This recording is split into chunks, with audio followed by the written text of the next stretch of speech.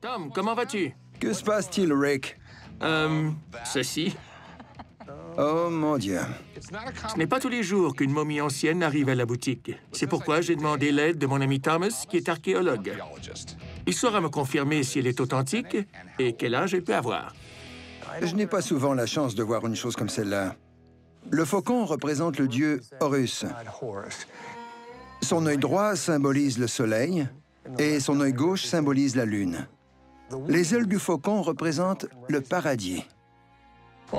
La momification avait pour but de prolonger la conservation du corps, mais comportait aussi une dimension religieuse. Elle devait faciliter le passage vers l'autre monde, c'est-à-dire dans l'après-vie. Il faisait partie de la succession de quelqu'un qui possédait une importante collection d'objets anciens égyptiens.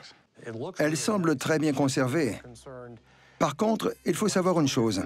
Au cours des 2 ou 3 dernières décennies, on a fabriqué beaucoup de reproductions pour l'industrie touristique.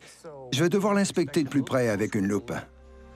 Assure-toi qu'il n'est pas écrit « fait en Chine » au dos. Non. Ce sont des bandelettes de lin. Observez le motif géométrique des bandelettes. Il a été très joliment emmailloté.